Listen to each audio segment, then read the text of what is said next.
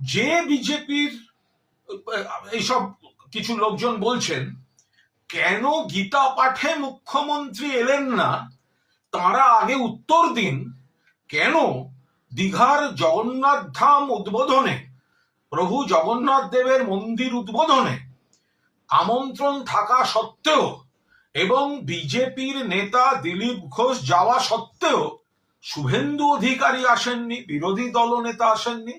তার মানে কি তিনি হিন্দু ধর্মের বিরুদ্ধে?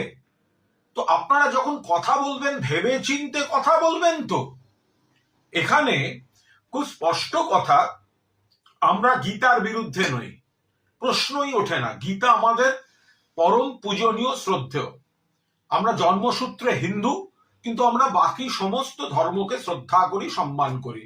গীতা পবিত্র, কুরআন পবিত্র, বাইবেল পবিত্র, ত্রিপিটক পবিত্র, গ্রন্থ সাহেব পবিত্র। ফলে আমরা সব ধর্ম এবং ধর্মগ্রন্থকে শ্রদ্ধা সম্মান করি। কিন্তু বিজেপি এই গীতাকে তারা কিন্তু ধর্ম হিসেবে দেখছে না।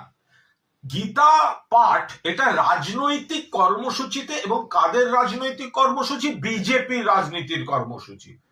তো আমরা তো এমনিতে গীতা পুজো করি। মমতা বন্দ্যোপাধ্যায় জন্মসূত্রে ব্রাহ্মণ কন্যা, পুজো আর্চা উপবাস সব করেন, কিন্তু তিনি মনে প্রাণে ধর্ম নিরপেক্ষ। অন্য দলকেও তিনি শ্রদ্ধা করেন, অন্য ধর্মকেও তিনি শ্রদ্ধা করেন, সম্মান দেন।